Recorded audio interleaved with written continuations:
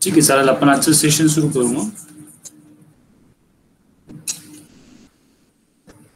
मग आपण काल जे बघितलं ते थोडक्यात तुम्हाला सांगतो.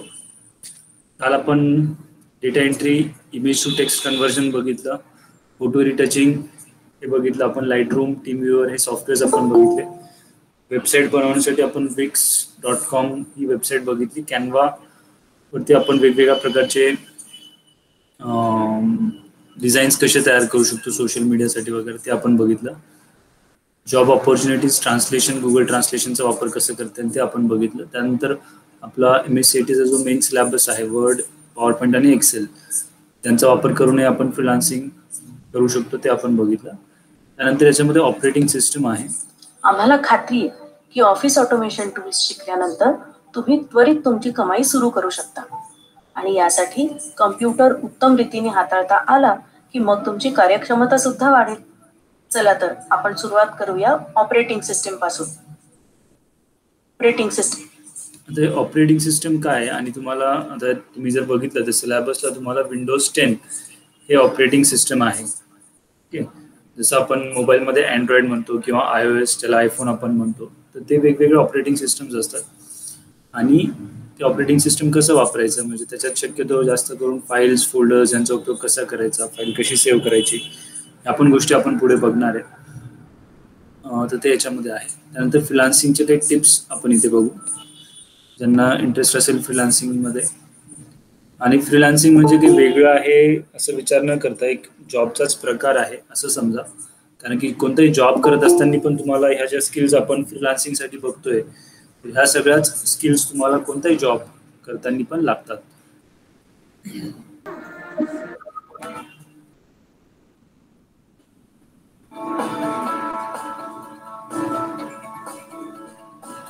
मित्रमैत्रिणींनो, जेव्हा आपल्याला स्वतंत्रपणे काम करायचं असतं तेव्हा आपल्या मनात सगळ्यात पहिल्यांदा 5 क म्हणजे काय, का, कुठं, कधी आणि कोण असे 5 प्रश्न येतात. फ्रीलान्सिंग म्हणजे काय, फ्रीलान्सिंग का करायचं, फ्रीलान्सिंग कुठं सुरू करता येईल, आम्ही फ्रीलान्सिंग कधी सुरू करू शकतो आणि आम्हाला स्वतंत्ररित्या काम कोण देईल. पण तुम्ही त्याच्याबद्दल अजिबात काळजी करू नका. तुम्हाला सगळ्यात पहिल्यांदा जे करायला पाहिजे ते म्हणजे पहिलं पाऊल उचला. तुम्ही नवशिके असलात तरीही हरकत नाही. प्रत्येक जण फ्रीलान्सिंग करू शकतो. पाण्यात पोहायचं असेल तर स्वतःलाच उडी मारावी लागते, कारण आपल्यासाठी हे दुसऱ्या कोणी केलेलं चालणार नाही. त्यामुळं फ्रीलान्सिंग म्हणजे स्वतंत्रपणे काम सुरू करण्यासाठी आम्ही इथं 5 युक्तीच्या गोष्टी दिल्या आहेत. ओके, या 5 टिप्स समजून घ्यायच्या आधी थोडंसं रिपीट करतो कारण की महत्त्वाचं आहे. जसं आपण आत्ताच ऐकलं की तुम्हाला पाण्यात जर पोहायचं असेल तर तुम्हाला पाण्यात उतरल्याशिवाय पर्याय नाही. तुम्ही बाहेरच्या बाहेर कोणीतरी तुम्हाला शिकवतंय की हां असा हातपाय मारायचा, किंवा तो व्यक्ती स्वतः पाण्यामध्ये आहे आणि सांगतोय की हां ये पाण्यामध्ये, आणि असं हातपाय मारून तुम्हाला शिकता येईल. जोपर्यंत तुम्ही स्वतः पाण्यात उतरणार नाही, म्हणजेच काय, थोडक्यात तुम्ही स्वतः करून बघणार नाही, तोपर्यंत कोणतीही गोष्ट शिकता येत नाही. ओके, आणि फ्रीलान्सिंग जरी तुम्हाला इंटरेस्ट नसेल, पुढे जाऊन जॉब जर करायचंच आहे किंवा स्वतःचा बिझनेस करणार, काहीतरी पैसे तुम्हाला कमवावेच लागतात, त्याशिवाय पर्याय नसतो. तर ते कसे कमवता येतील, कसं आपण चांगलं काम करू शकतो, त्याच्या ह्या 5 टिप्स आहेत. फक्त फ्रीलान्सिंगसाठीच नाही तर तुमचे रोजच्या आयुष्यातले कामं किंवा जॉब व्यवस्थित करण्यासाठी पण ह्या टिप्स तुम्हाला उपयोगी पडतील. तर आपण ते बघू. 1. पहिलं पाऊल उचला. प्रारंभ करण्यापूर्वी फार विचार करत बसू नका. सुरू करा. पहिलं पाऊल उचलणं हे महत्वाचं. 2. आपल्या ओळखीतून सुरुवात करा. जेव्हा आपण नुकतीच सुरुवात करत असतो तेव्हा आपले मित्र आणि नातेवाईक यांच्याशी संपर्क ठेवा. अशा प्रकारे तुम्ही पहिल्या प्रयत्नात अपयशी होण्याची जोखीम कमी करता आणि तुम्ही जे करता त्याच्यामध्ये अधिक चांगलं यश मिळवण्याची शक्यता वाढवता. 3. संघभावनेनं काम करा. तुमच्या कामाशी संबंधित असलेल्या मित्रांकडून किंवा लोकांकडून मदत मिळवण्याचा प्रयत्न करा. स्वप्नांची पूर्ती करण्यासाठी सगळ्यांचा हातभार आवश्यक असतो आणि 5 बोटं एकत्र येऊन मूठ बनल्याशिवाय काम करता येत नाही. म्हणजे team work makes the dream work, हे लक्षात ठेवा. 4. समाजात मिळून मिसळून राहा. अधिक काम मिळवण्यासाठी समाजातल्या वेगवेगळ्या घटकांशी मिळून राहणं आपल्याला खूप मदत करू शकतं. तुमचं काम सार्वजनिक व्यासपीठावर सादर करा आणि ज्या लोकांना त्यांचं काम तुमच्याकडून करून घ्यायचं आहे त्यांच्यापर्यंत पोहोचा. त्यांच्याकडून तुम्हाला काय मिळेल आणि तुम्हाला पुढची संधी कुठून मिळेल हे आधी कधीच सांगता येत नाही. 5. अष्टपैलू बना. एक परफेक्शनिस्ट होणं ही चांगली गोष्ट आहे, पण केवळ एकाच गोष्टीवर सगळी मदार ठेवणं धोकादायक असू शकतं. यशस्वी फ्रीलान्सर होण्यासाठी फक्त एका गोष्टीवर कधीही पूर्णपणे अवलंबून राहायचं नसतं. नवीन तंत्रज्ञान आणि अपडेट्स रोज येत असतात आणि तुम्ही अष्टपैलू असलात तर तुम्ही त्यातून बरंच काही मिळवू शकता. जगाबरोबर राहा आणि त्यासाठी नवीन गोष्टी शिका. तुम्ही या साईटला भेट देऊन ऑनलाईन फ्रीलान्स प्रकल्प शोधू शकता. मित्रमैत्रिणींनो, फ्रीलान्सिंगची संकल्पना तुमच्यासाठी नवीन असेल हे खरंच, पण वेगवेगळ्या क्षेत्रांचं भविष्य फ्रीलान्सिंगच्याच मार्गाने आकारणार आहे हे नक्की. तर मग भविष्याच्या या मार्गावर चालायला तुम्ही तयार आहात का? ओके, कोण कोण तयार आहे का कोणी रेडी? येस, आताच तयारी नसेल झाली तर MSCIT कोर्स तुमचा अजून बाकी आहे. बऱ्याचशा गोष्टी आपल्याला अजून पुढे शिकायच्या आहे. पण जसं कोणत्याही ठिकाणी जर पोहोचायचं असेल तर पहिल्या पावलापासून सुरुवात होते. तुम्हाला दिल्लीला जर जायचं असेल तर पहिलं पाऊल तुम्हाला घरातून बाहेर टाकावं लागतं, राईट? तसंच तुम्हाला किती इंटरेस्ट आहे. आणि जसं मी काल परवा पण तुम्हाला सांगितलं की फ्रीलान्सिंग म्हणजे पूर्ण वेळ त्याला द्यायची गरज नाहीये. तुम्हाला जे काही तुमचं पुढचं ध्येय असेल ते त्या ध्येयाकडे वाटचाल करत असताना सुद्धा तुम्ही फ्रीलान्सिंग एक ऑप्शन म्हणून विचार करू शकता. याचं नॉलेज चेक आपण बघू सेशन 5चं.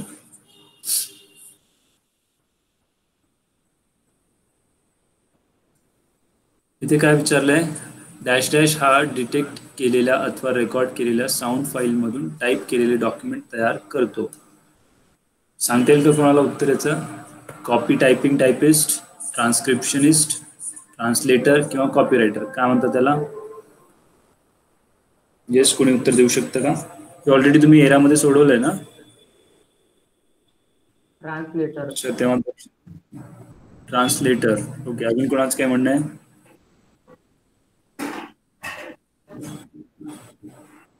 ओके, याचं ऍक्च्युअल उत्तर ट्रान्स्क्रिप्शनिस्ट आहे. जे आपण बोलतो, रेकॉर्ड करतो ते टाईप केलं जातं, त्याला ट्रान्स्क्रिप्शनिस्ट म्हणतात. बऱ्याच वेळेस ट्रान्स्क्रिप्शनिस्टचे जॉब असतात किंवा फ्रीलान्सिंग पण असतं ज्याच्यामध्ये तुम्हाला एखादं पुस्तक आहे ते परत टाईप करायचं आहे. ओके, तर तुम्ही फक्त ते पुस्तक वाचायचं, ते एका बाजूला आपोआप टाईप होत राहतं, त्याला ट्रान्स्क्रिप्शनिस्ट आपण असं म्हणतो. सागर, तुमचा माईक ऑफ करा परत.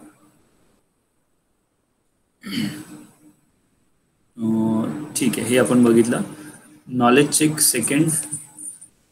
कॉपीरायटिंग म्हणजे क्लायंटच्या सहकार्याने क्रिएटिव्ह संकल्पना तयार करताना सेवा, व्यवसाय किंवा एखाद्या कल्पनेची प्रसिद्धी करण्यासाठी शब्दांचा वापर करणे. कॉपीरायटिंग बरोबर आहे का चूक आहे? काय वाटतं? कॉपीरायटिंग कशाला म्हणतो आपण? उत्तर चुकलं तरी काही प्रॉब्लेम नाही, कारण की तुम्हाला माहिती आहे एरा तुम्हाला बरोबर उत्तर काय ते सांगतो. ओके, आणि इथे पण तुम्हाला काही पनिशमेंट नाहीये चुकलं की बरोबर आला.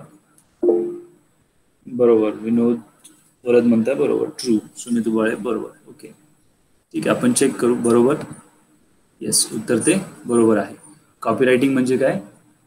तर तुम्हाला काही लिहायचं असेल, समजा तुमची एखादी वेबसाईट आहे किंवा तुम्हाला एखादं डॉक्युमेंट लिहायचं आहे, तर त्याच्यासाठी जे काही शब्द आपण वापरतो, जे वाक्य वापरतो ते व्यवस्थित असले पाहिजे, त्याचा चांगला काय म्हणतो आपण इम्प्रेशन समोरच्यावर पडलं पाहिजे. त्यासाठी ती कॉपीरायटिंग पण एक चांगला ऑप्शन आहे. म्हणजे तुम्हाला जर लिहिता येत असेल, लिहिता येणं म्हणजे बऱ्याच जणांना वाटतं हो सर लिहिता येतं, मी लिहू शकतो हाताने, तर तसं नाही. तुम्हाला लिहिणं म्हणजे काय, तर तुमच्या मनातले जे काही भाव असतील ते तुम्ही लिहून व्यक्त करू शकता.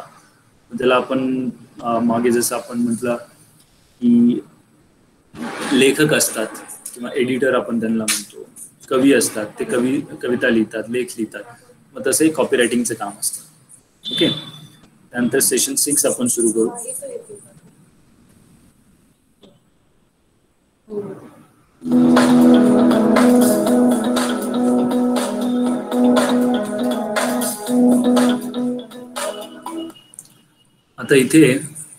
हे खूप सारे मोठे मोठे टॉपिक्स याच्यात आहे. मी तुम्हाला हे सगळे इथे दाखवणार नाही कारण की याच्यातच खूप वेळ जाईल.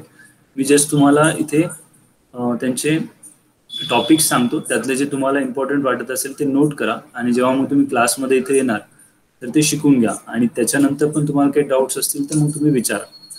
ओके, म्हणजे तुम्हाला पाहिजे त्या गोष्टी शिकता येतील. ठीक आहे. नाही तर मी इथे काही शिकवलं सगळ्यांना त्याच्यामध्ये इंटरेस्ट नसेल. जसं आता इथे संगणक म्हणजे काय हे बऱ्याच जणांना माहिती आहे की कम्प्युटर म्हणजे काय असतं. ओके, कम्प्युटर सुरू करणे आता हे पण जवळपास सगळ्यांना जमतं. एकदा तुम्ही कम्प्युटर क्लासमध्ये येऊन सुरू केलं कसं सुरू करायचं हे माहिती आहे. पण समजा नसेल माहिती तर मग इथून तुम्ही हे डिटेल बघू शकता. आता याच्यातलं एक छोटंसं बघू आपण.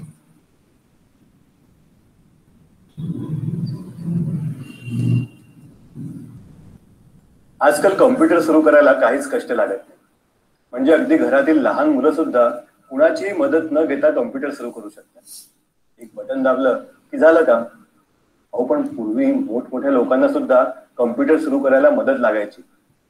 आता या काळात जेव्हा हे एवढं सोपं झालंय तेव्हा आपण कसली वाट बघतोय. चला लगेच ही गोष्ट शिकून घेऊया. ओके, आता याच्यामध्ये कम्प्युटर सुरू करणं तर सोपं आहे आणि तुमच्या लक्षात येत असेल. आता आपण सुरुवातीच्या 5 सेशन्स पर्यंत काय केलं की फ्रीलान्सिंग बद्दल आपण माहिती घेतली की फ्रीलान्सिंग कसं असतं, काय असतं, ते कोण कोण करू शकतं काय, हे सगळं आपण बघितलं. कशा कशा प्रकारचे कामं मिळू शकतात. तर बऱ्याच जणांना प्रश्न असतो की मग सर हे तर खूप चांगलं वाटलं, हे फ्रीलान्सिंग खूप ठीक आहे किंवा पण मग हे करायचं कसं, आम्हाला तर काहीच माहित नाही, आम्ही कम्प्युटर शिकायला आलोय, मग हे सगळं जमेल का. तर आता याच्या पुढचे जे सेशन्स आहेत, सेशन नंबर 6 पासून पुढे तुम्हाला त्यात गोष्टी प्रत्यक्षात शिकायला मिळणार आहे. ओके, जसं आता याच्यातलं पहिलं जे आहे बूटिंग, आपण एक बघू. आता हे पण पहिले आपल्या समोर आले म्हणून हे तुम्हाला दाखवते. किती जणांनी तिरीमिरीचे असे काही व्हिडिओज बघितलेत मध्ये. तुम्ही बघितले असतील तर खाली कमेंट करू शकता किंवा माईक ऑन करून सांगा किती जणांनी बघितले. सागर शिंदेनी बघितलंय. ओके, ठीक आहे. ज्यांनी बरेच जणांनी नाही बघितले तर आपण एक सिंपल से बघू इथे.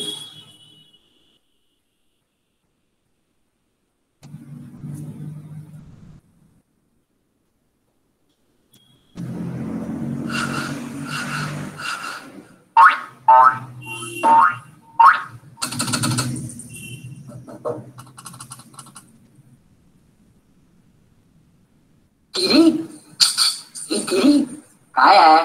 अरे कॉम्प्युटरला काहीतरी झालंय वाटतं. नेहमीसारखा तो सुरू दिसत नाहीये. मला असं वाटतंय की आपण त्याचा कॉम्प्युटर वापरतो हे सीडला समजलंय आणि म्हणूनच त्याने तो लॉक केला असेल. मेरी कम्प्युटरला बूट कर ना. हो, आता तो काय करायला गेलाय हे माहितीये मला.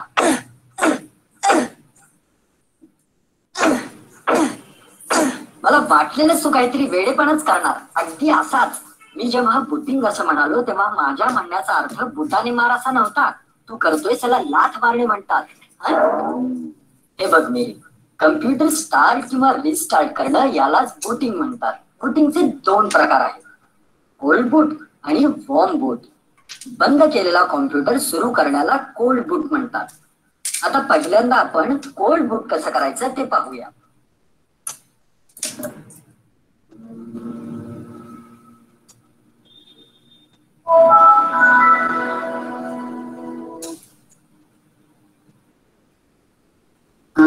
का बंद झालं हे आता. थांब रे, मला माहितीये काय करायचं ते. विंडोज लोड व्हायच्या क्रियेमध्ये काही अडथळा आल्यास आपल्याला सीपीयू वरचं पॉवर बटन दाबलं पाहिजे आणि यालाच वॉर्म बूट असं म्हणतात. आता आपण वॉर्म बूट कसं करायचं ते पाहूया.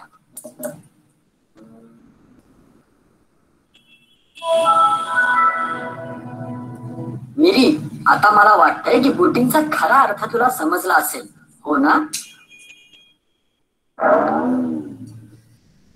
ओके, तुम्हाला पण सगळ्यांना बुटिंग समजलं. मग बुटिंग म्हणजे काय, कम्प्युटर सुरू केल्याबरोबर थोडासा जो वेळ लागतो ती जी प्रोसेस असते त्याला बुटिंग असं म्हणतात. म्हणजे आता तुम्हाला हे कळालं, एखाद्या लॅबमध्ये तुम्ही आहे किंवा कम्प्युटरवरती काम करताय आणि तुम्हाला कोणी येऊन म्हटलं की आता तुमचं कम्प्युटर बूट करा, तर मग आता तुम्ही लात नाही मारणार, बरोबर. आता तुम्ही काय करणार, कम्प्युटर सुरू करणार. अशा काही गोष्टी पण तुम्हाला याच्यातून शिकता येतील. त्याच्यानंतर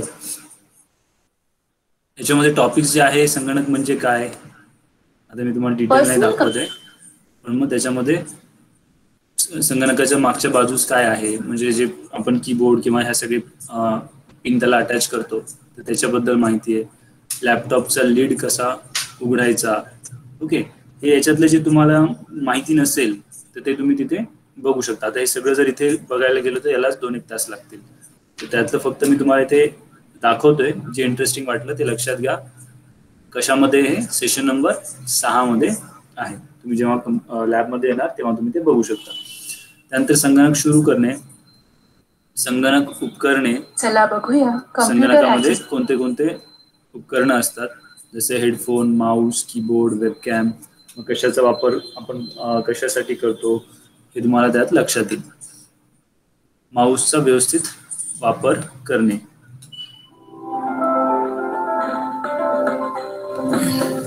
आता हे पण माऊसचा वापर कसा करायचा हे आपण इथे बघू, आणि याच्यातून शिकायचं कसं ते पण आपण बघू.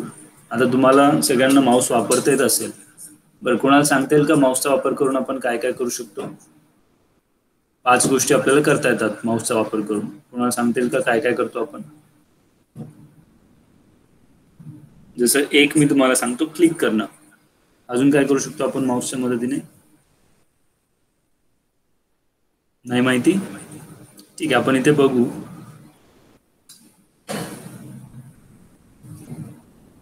माऊसचा वापर करण्याची ही 5 तंत्र तुम्हाला माहीत असायला हवीत. पॉइंट करणं, याचा अर्थ माऊसचा पॉइंटर स्क्रीनवरच्या सध्याच्या पोझिशन पासून स्क्रीनवरच तुम्हाला हव्या असलेल्या दुसऱ्या ठिकाणी नेणं. उदाहरणार्थ वेब पेजवरच्या हायपर लिंकवर पॉइंट करणं. ओके, पहिली गोष्ट काय की पॉइंट करणं. जसं आता मी सध्या कुठे पॉइंट केलेलं आहे,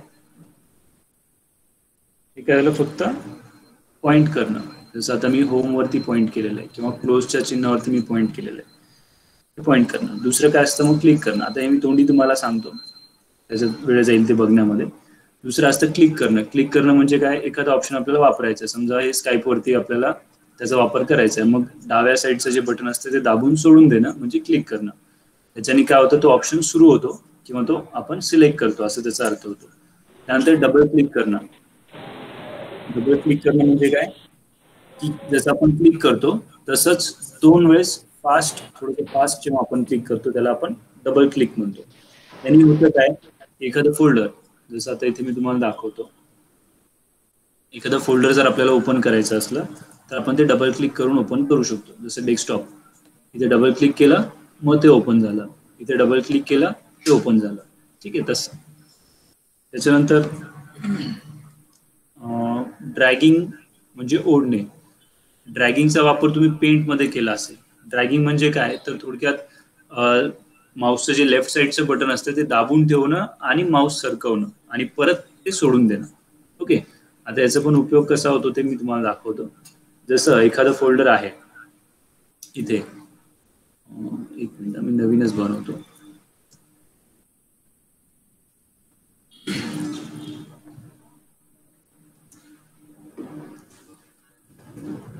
आता हे 2 फोल्डर आहेत, TICT आणि वेलकम.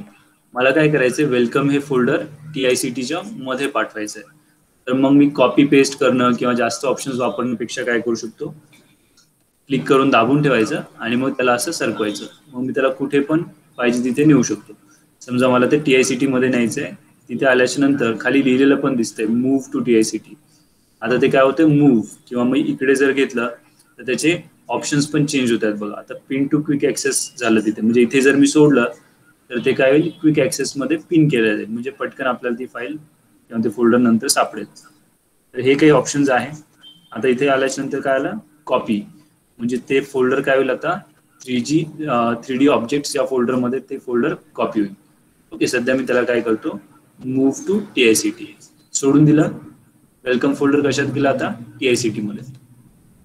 ते ओपन केलं की आपल्याला इथे दिसतंय. ठीक आहे, हे फाईल्स फोल्डर्स ह्या गोष्टी पण आपण पुढे बघणार आहे, डिटेल समजून घेणार आहे. सध्या आपण पुढे जाऊ. तर क्लिक, डबल क्लिक, ड्रॅगिंग बघितलं आपण. राईट क्लिकचा वापर कुठे होतो? जेव्हा तुम्हाला काही ऑप्शन्स दिसत नाहीये त्यावेळेस तुम्ही तिथे नवीन ऑप्शन्स, ज्याला कंटेक्स्ट मेनू असं आपण म्हणतो, ते बघण्यासाठी तुम्हाला राईट क्लिक करते. जसं आता इथे हे डेस्कटॉप दिसतंय, याच्यावरती काही ऑप्शन्स दिसत आहेत का कुठे क्लिक करायला? नाही. मग आपण या ठिकाणी जर राईट क्लिक केला, म्हणजे माऊसवरचं राईट साईडचं बटन दाबलं, तर तुम्हाला त्याच्याशी संबंधित काही ऑप्शन्स इथे दिसतील. ओके. जसं आता इथे पण जर आपण बघितलं, इथे सध्या काहीच नाहीये. मग इथे जर मी राईट क्लिक केला तर त्या टास्क बारशी रिलेटेड काही ऑप्शन्स आपल्याला नवीन इथे दिसतील. ओके. किंवा हे स्टार्ट बटन आहे, स्टार्ट बटनवर तुम्ही डायरेक्टली क्लिक केला की हे ओपन होतं, पण त्याच्यावरतीच जर तुम्ही राईट क्लिक केला तर त्याच्याशी संबंधित काही वेगळे ऑप्शन्स तिथे तुम्हाला दिसतील. तर राईट क्लिक आपण असं वापरतो. त्याच्यानंतर सारांश, म्हणजे ह्या 5 गोष्टी तुम्हाला माऊसच्या मदतीने करता यायला पाहिजे. आणि अजून एक जे कोणीतरी सांगितलं होतं, मी नाव विसरलो त्यांचं आता, स्क्रॉलिंग त्याला आपण म्हणतो. ते कशासाठी वापरतो? जसं आपल्याला हे इंडेक्स जो आहे तो खाली किंवा वरती सरकवायचा आहे, तर आपल्याला माऊसमध्ये एक मधलं चाकासारखं बटन दिलेलं असतं. ते जर तुम्ही फिरवलं तर हे एक तास वरती जाईल किंवा खाली येईल. म्हणजे ज्या डायरेक्शनमध्ये तुम्ही फिरवणार तसं ते खाली किंवा वरती सरकवण्यासाठी ते मधलं स्क्रोल व्हील त्याला आपण म्हणतो, ते तुम्ही वापरू शकता. आणि या प्रक्रियेला स्क्रोलिंग असं म्हटलं जातं. ठीक आहे. मग त्याच्यानंतर माऊसचे प्रकार दिलेले आहे. मी आवाज ऐकण्यासाठी कम्प्युटरला हेडसेट कनेक्ट करू शकतो. हे सगळ्यांना जमतं. आता हेडफोन कुठे कनेक्ट करायचं माहिती आहे. माहिती नसेल तर इथे आल्याच्यानंतर एकदा समजून घ्या, सोपं आहे ते. डेस्कटॉप म्हणजे काय? डेस्कटॉप कशाला म्हणतो आपण? मी कम्प्युटर बरोबर इंटरॅक्ट करू शकतो. विंडोजवर काम करणे. ओके. आता हे पण महत्त्वाचं आहे, विंडोजवर काम करणे. याच्यातल्या पण बऱ्याचशा गोष्टी आहेत, त्या आपण बघू पुढे. पण सध्या जस्ट मी तुम्हाला माहिती म्हणून त्यांचे नावच फक्त सांगतो किंवा टॉपिक्स फक्त सांगतो. विंडोज रिसाइज करणे आणि मूव्ह करणे, मॅक्झिमाइज आणि रिस्टोर करणे, विंडोज रिसाइज करणे, विंडो मूव्ह करणे. आता विंडो आहे. येस, काही प्रश्न आहे का कोणाचा?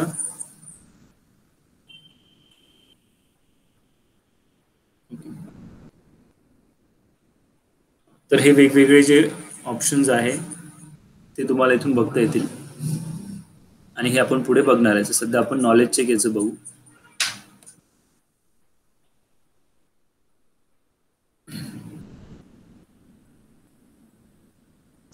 इथे काय दिलेलं आहे? विंडोजमध्ये स्टार्ट बटन वापरले जाते. कशासाठी वापरले जाते? ॲप्लिकेशन रन करण्यासाठी, प्रोग्राम समाविष्ट करण्यासाठी किंवा काढून टाकण्यासाठी, सिस्टम टर्न ऑफ म्हणजे बंद करण्यासाठी, वरील सर्व कारणासाठी. स्टार्ट बटन कशासाठी वापरतो? आपल्याला आपण हे सगळं करू शकतो. म्हणजे शटडाऊन जरी करायचं असलं, कम्प्युटर बंद करायचं असलं, तर पहिले काय करावं लागतं? स्टार्टवरती क्लिक करून मग आपण ते शटडाऊन करतो. त्याच्यामुळे याचं उत्तर काय येईल?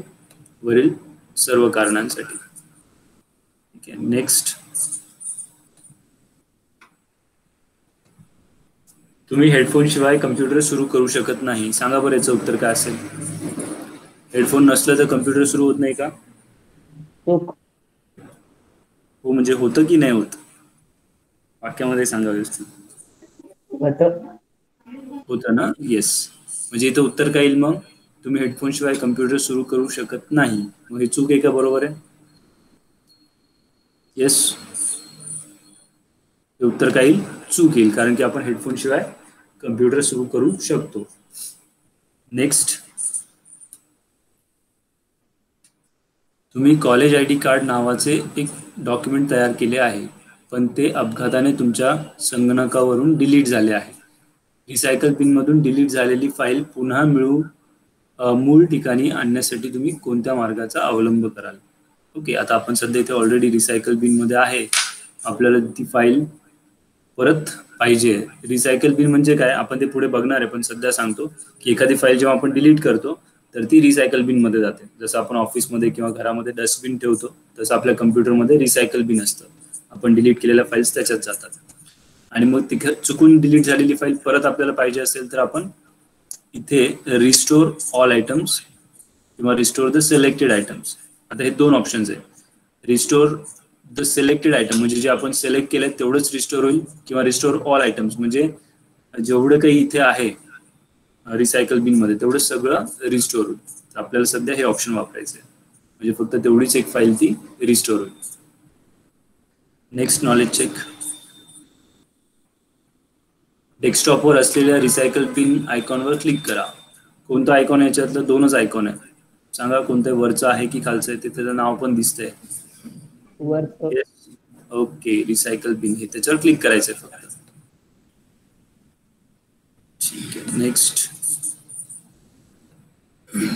खालील विधानांपैकी कोणते विधान रिसायकल बिन बाबत बरोबर नाही? डिलीट केलेल्या फाईल्स तुम्ही रिसायकल बिन मध्ये शोधू शकता. हे बरोबर आहे का?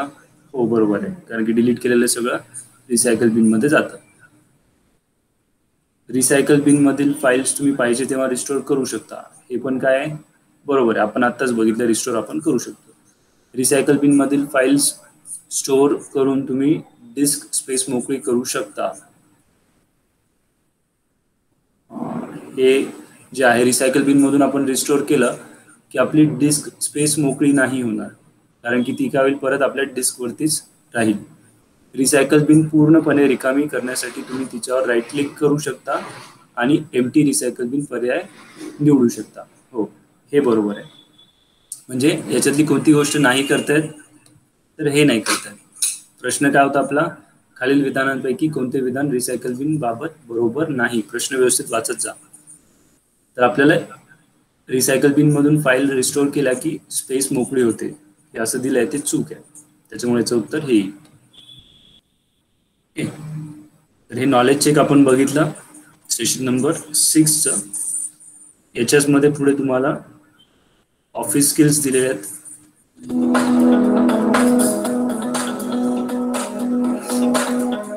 आणि याच्यामध्ये पाथ लर्निंग.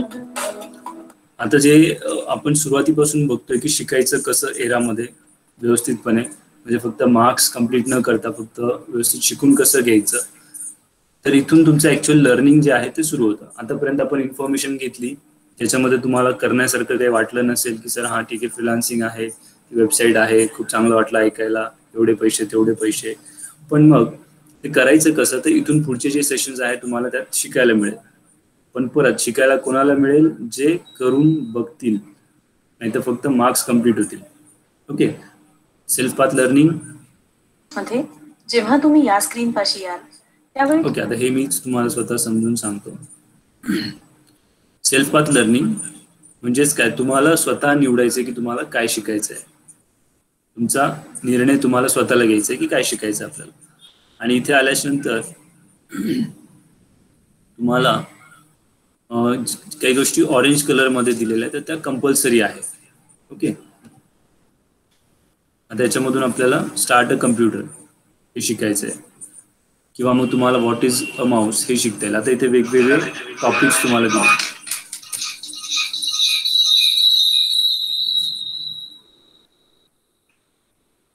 टॉपिक्स तुम्हाला इथे दिलेले आहेत, त्याच्यातलं जे तुम्हाला शिकायचं असेल किंवा नेमकं याच्यामध्ये काय आहे, आता हे समजून घ्या. पुढे पण तुम्हाला बरेचसे सेल्फ पाथ लर्निंग येतात, तर ही स्क्रीन व्यवस्थित लक्षात घ्या. काहीतरी पहिलं दिसतंय म्हणून तेच करून घेतलं आणि मग कम्प्लीट केलं कसं तरी, असं करू नका. आता इथे आपल्या समोर 6 गोष्टी दिलेल्या आहेत. स्टार्ट अ कम्प्युटर, याचं प्रिव्ह्यू पहिले बघा, त्याच्यामध्ये नेमकं काय असणार. प्रिव्ह्यू मध्ये तुम्हाला ते दिलेलं आहे. At the end of this activity, you will be able to start up a computer and understand the startup process. Okay, म्हणजे हे जर आपण केलं तर आपल्याला काय शिकायला मिळेल? कम्प्युटर कसं सुरू करायचं आणि त्याची स्टार्टअप प्रोसेस काय असते. At the end of this assignment, you will be able to explain what is meant by a mouse and list the different mouse pointers. Okay, आता हे 2 एक्झाम्पल मी तुम्हाला दाखवले, म्हणजे प्रिव्ह्यू बघून घ्यायचा पहिले कशामध्ये काय आहे, आणि मग तुम्हाला ते चेक करतील. आता हे जर तुम्ही केलं त्याचे 5 मार्क्स आहेत, हे जर केलं तर 6 मार्क्स, 7 मार्क्स, 11 मार्क्स, 11 स्टेप्स त्याच्यामध्ये आहे. हे तुम्ही जसं कंप्लीट करणार तसं तुमचे मार्क्स त्याच्यामध्ये वाढतील. बऱ्याच जणांचा जे प्रश्न असतो की सर आम्ही सेशन्स कंप्लीट केले पण मार्क्स थोडेफार कमी आहे, तर हे मार्क्स इथले पण त्याच्यामध्ये काउंट होतात. आता इथे एक्झाम्पल आपण पहिलं बघू. प्रोसीड.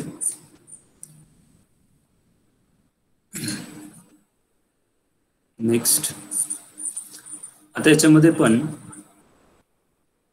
इथे 5 स्टेप्स दिलेले आहेत. ओके, पहिली स्टेप ते स्टार्टवर क्लिक करू आपण.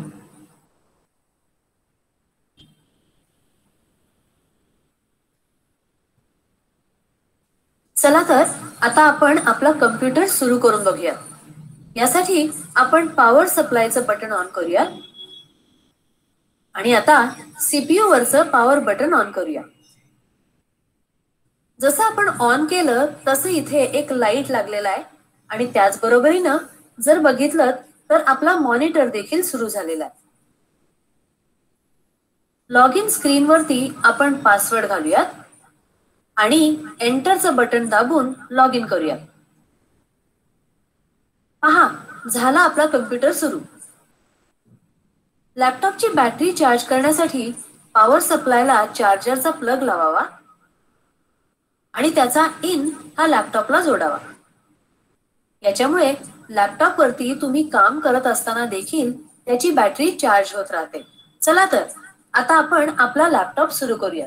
त्यासाठी हे पॉवर बटन दाबा.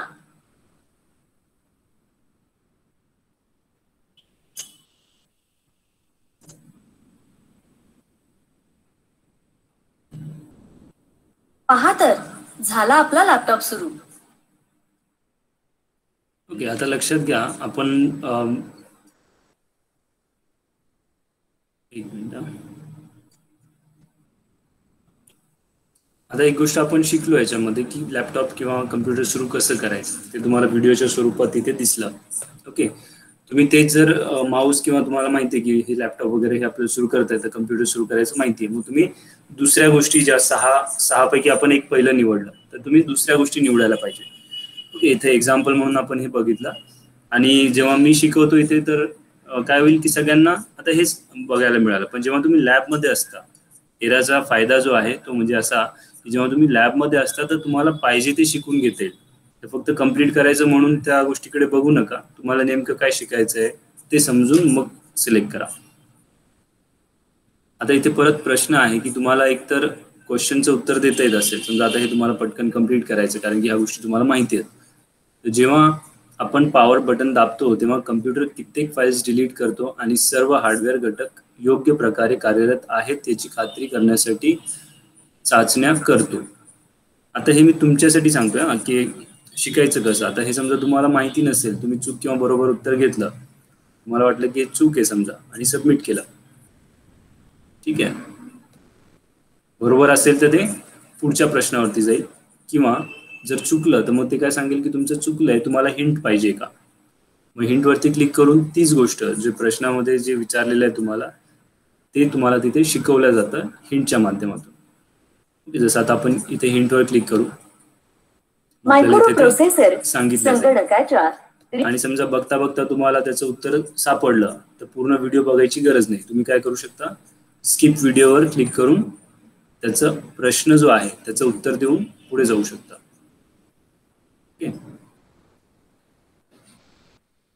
आता इथे काय विचारलंय, कम्प्युटरची बेसिक इनपुट आउटपुट सिस्टम बूट प्रोग्राम चालवण्यासाठी मायक्रोप्रोसेसर कम्प्युटरच्या ROM चिप्सवर कमांड पाठवते. इथे ROM म्हणजे काय, ROM म्हणजे ज्याला आपण रॉम पण म्हणतो, रीड ओनली मेमरी. सबमिट. आता हे तुम्हाला मला तर माहिती आहे समजा, पण तुम्हाला तो व्हिडिओ जो आपण आता स्किप केला तो जर बघितला असता तर त्याच्यामध्ये तुम्हाला ते कळालं असतं. परत आपण नेक्स्ट केला. आता मी याचे क्वेश्चन सोडवतो फक्त. एकदा डेस्कटॉप एन्व्हायरमेंट क्रिएट झाली की विंडोज 10 -- फोल्डर उघडते, स्टार्टअप फोल्डर. Okay, next. आपली ही असाइनमेंट पूर्ण झाली आहे. यात तुम्ही पुढील गोष्टी शिकलात. संगणक सुरू करणं, संगणक सुरू करण्याची प्रक्रिया. Okay, next. सगळ्या स्टेप्स आपल्या कंप्लीट झाल्या. You have completed 5 out of 5 steps. किती वेळात, जेवढा वेळ लागला तेवढा. आणि परत go to home, your score is 5. आता हे आपण सेल्फ पाथ लर्निंग हे आपलं कंप्लीट झालं इथे, ठीक आहे. त्याचे 0.5 जे मार्क होते ते आपल्याला मिळाले, ठीक आहे. आपण पुढे जाऊ शकतो किंवा याच्यातले अजून काही प्रकार तुम्हाला बघायचे असतील तर ते तुम्ही करू शकता. आणि परत शिकण्यासाठी ज्यांना शिकण्यामध्ये खरंच इंटरेस्ट आहे, इथपर्यंत तुमचे मार्क्स कंप्लीट झाले तुम्हाला मार्क्स कुठे कुठे तुमचे मिळतात हे तुम्हाला दिलेलं आहे. जसं संगणक सुरू करणे किंवा सेल्फ पाथ लर्निंगमध्ये अर्धा मार्क होता आणि अर्धा मार्क आपण बघितला वरती नॉलेज चेकचा अर्धा मार्क होता. तर हे दोन्ही मिळून 1 मार्क तुमचं सेशन नंबर 6चं कंप्लीट झालं. पण इथे परत तुम्हाला प्रॅक्टिकल प्रश्न दिलेले आहेत, हे पण तुम्ही करून बघू शकता. आणि हे जे प्रॅक्टिकल प्रश्न आहे तर हे ॲक्च्युली तुमच्या फायनल एक्झामला तुम्हाला उपयोगी पडतील. ओके, फायनल एक्झाममधले जे प्रॅक्टिकल क्वेश्चन्स असतात तर ते तुम्हाला इथून शिकायला मिळतील. आणि हे करायचं कसं, तर इथे तुम्हाला दिसतंय, याला आपण डू इट युअर सेल्फ पण म्हणतो. डू इट युअर सेल्फ म्हणजे काय की स्वतः करून बघा. टोटल अलाउड अटेम्प्ट म्हणजे हे तुम्हाला 3 वेळेस करता येतं. सध्या आपण पहिल्यांदा करतोय. स्टार्ट एक्झामवर क्लिक केलं आपण. स्टार्ट एक्झामवर क्लिक केल्याच्या नंतर इथे तुम्हाला एक प्रश्न दिसतो आणि महत्त्वाचे ते 10 मिनिटं असतात. 10 मिनिटामध्ये 10 प्रश्न करायचे असतात. प्रश्न इथे तुम्हाला वाचता येतो, पण इथे प्रश्न वाचण्यामध्ये वेळ घालवू नका कारण की तो लक्षात राहत नाही. स्टार्ट एक्झामवर डायरेक्ट क्लिक करा आणि परत तो प्रश्न मग तुम्हाला इथे दिसतो. ओके, आता प्रश्न काय विचारलेला आहे, आपल्या सिस्टमच्या डेस्कटॉपला रिफ्रेश करण्यासाठी माऊसचे उजवे बटन क्लिक करून शॉर्टकट ड्रॉपडाऊन मेनू किंवा संदर्भ मेनू वापरा. करायचं काय, आपल्याला रिफ्रेश करायचं आहे. त्यासाठी प्रश्नामध्येच दिलेलं असतं. तुम्ही प्रश्न जर व्यवस्थित वाचला तर तुम्हाला सगळं लक्षात येईल. आणि तुम्ही आधी ते व्हिडिओज एरा वगैरे ऐकलेला असेल तर तुम्ही ह्या गोष्टी सहजतेने शिकू शकता, करू शकता. राईट क्लिक करायचं आणि काय करायचं मग रिफ्रेश. रिफ्रेश केलं झालं. जसं प्रश्नामध्ये दिलं होतं तसं आपण केल्याच्या नंतर मग त्याला सबमिट करायचं. सबमिट केलं की पुढचा प्रश्न येऊन जाईल. इथे तुम्हाला 10 प्रश्न दिसत आहेत. पहिला ग्रीन झाला म्हणजे आपण तो केला. दुसरा प्रश्न आला, आता मी पूर्ण इथे करतो.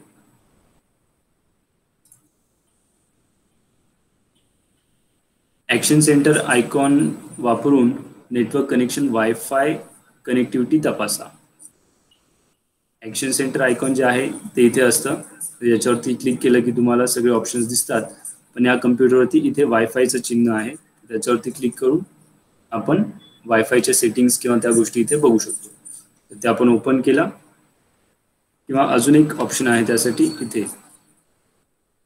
याच्यावर जरी क्लिक केलं तर तुम्हाला सगळ्या गोष्टी इथे बघता येतात, वायफाय वगैरे सगळ्या गोष्टी. आणि ते करून मग त्याला सबमिट करायचं.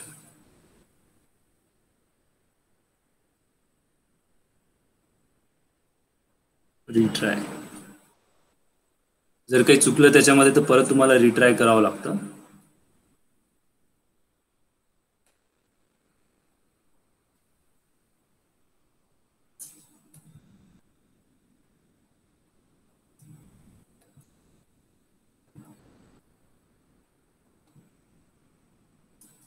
वायफाय कनेक्टिव्हिटी तपासा.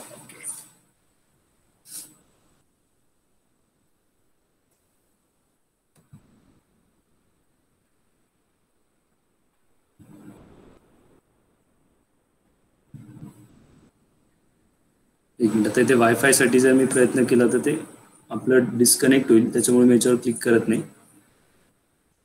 इथे ते तुम्हाला लॅबमध्ये करून बघता येईल. सध्या मी सबमिट करतो आणि याला कॅन्सल करून मी पुढचा प्रश्न घेतो. Open all settings of Windows by using action centre icon. Start exam. हे ॲक्शन सेंटर आणि याच्यातल्या ऑल सेटिंग्स याच्यावरती मी क्लिक केलं. आता ह्या सगळ्या कम्प्युटरमधल्या सेटिंग्स तिथे ओपन झाल्या आणि परत त्याला सबमिट करायचं.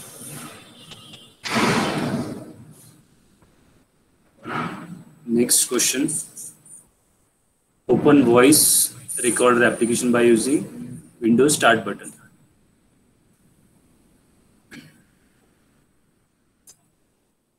इथे स्टार्टवर क्लिक करायचं आणि व्हॉइस रेकॉर्डर आपल्याला सुरू करायचं आहे.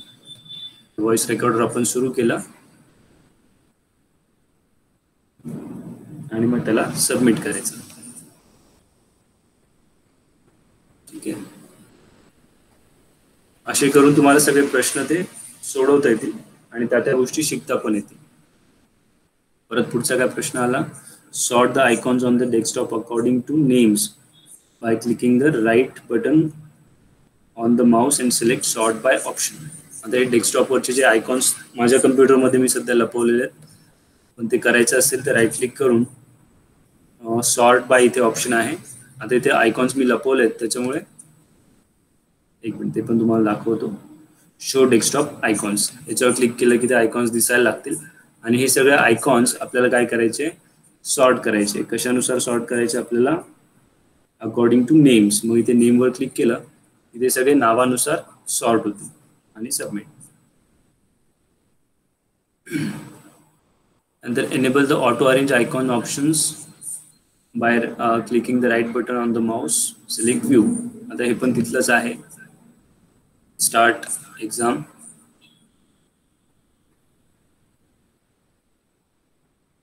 इथे परत राईट क्लिक केलं आपण आणि व्ह्यू मधून त्याला ऑटो अरेंज आयकॉन्स हे ऑप्शन चालू करायचं आहे. ठीक आहे.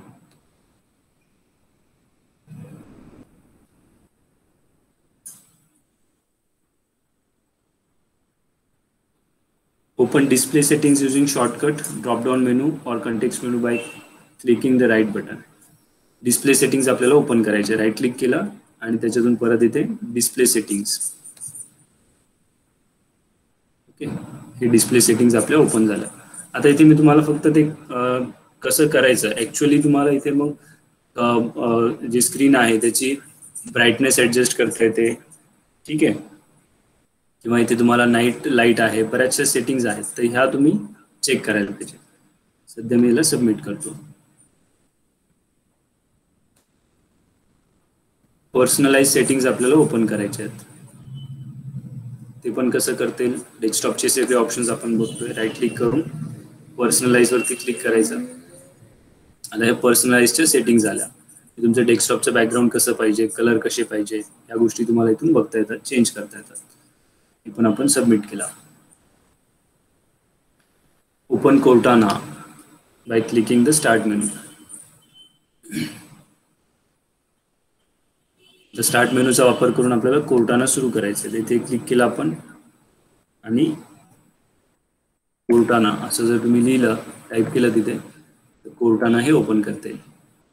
आणि कोर्टाना आहे काय, तर याच्यामध्ये तुम्ही त्यांना डायरेक्टली विचारून किंवा बोलून कम्प्युटरकडनं काही कामं करून घेऊ शकता. ओके, त्यासाठी हे ऑप्शन इथे वापरायचं आणि कोर्टानाला बोलून काही गोष्टी तुम्हाला सांगता येतील.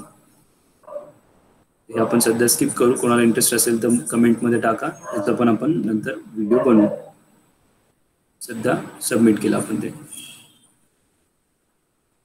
त्यानंतर डेस्कटॉपवरची जे आयकॉन्स आहेत त्यांचा आपल्याला साईज चेंज करायची सांगितली आहे. तर ती कशी करता येईल, व्ह्यूमध्येच इथे लार्ज आयकॉन्स किंवा स्मॉल आयकॉन्स. स्मॉल आयकॉन्स घेतलं तर हे सगळे चिन्ह आयकॉन्स जे आहेत ते छोटे दिसतील, किंवा लार्ज आयकॉन्स घेतलं तर तेच मोठ्या याच्यामध्ये आपल्याला दिसतील. सबमिट. तर असं करून आपण हे सगळे क्वेश्चन्स इथे सोडवले. आपले 2 प्रश्न जे आहेत ते राहिले, कारण की वायफाय जर मी आता त्याच्या काही सेटिंग्स केल्या तर आपलं कनेक्शन जे आहे ते बंद होईल. त्याच्यामुळे ते आपण स्किप केला. आणि हे सगळं झाल्याच्या नंतर तुम्ही इथे एंड टेस्ट करू शकता. एंड टेस्ट करायचं, येस आय एम, इथे एंड एक्झाम टाईप करायचं. फायनल एक्झाम जी आहे तुमची अशाच प्रकारची असते, त्याच्यामुळे हे प्रश्न तुम्ही सोडवा म्हणजे तुम्हाला ते लक्षात येईल. कन्फर्म केलं, exam ended by learner. Okay. तर परत रिप्ले जर इथे आपण केलं तर आपण पहिल्या अटेम्प्टमध्ये आपल्याला समजा 10 पैकी 8 मार्क मिळाले. हां, महत्त्वाचं म्हणजे हे मार्क तुमचे फायनल एक्झामचे मार्क्स नसतात. इथे तुम्हाला कमी मार्क मिळाले किंवा 0 किंवा हे नाही केलं तरी चालतं, पण ज्यांना शिकण्यामध्ये खरंच इंटरेस्ट आहे त्यांच्यासाठी हे सगळं मी सांगतोय. ठीक आहे. आणि पहिलंच आपल्यासमोर हे आलंय प्रॅक्टिकल प्रश्न, म्हणून इथे तुम्हाला सांगितले. ज्यांना पण इंटरेस्ट असतील तर प्रत्येक सेशनमध्ये प्रॅक्टिकल प्रश्न असतात, ते तुम्ही ट्राय करू शकता. कुठे नाही समजलं तर ते तुम्ही विचारा. तर इथे आपलं सेशन नंबर 6 जे आहे पूर्णपणे कंप्लीट झालं.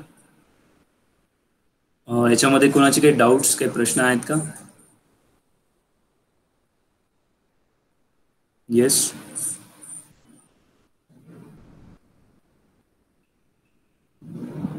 सागर शिंदे नो. ओके, ठीक आहे, चालेल. तर आपण आज थांबू आणि उद्या जे आहे आपण सेशन नंबर 7 सुरू करू मग. ठीक आहे, चला, थँक्यू.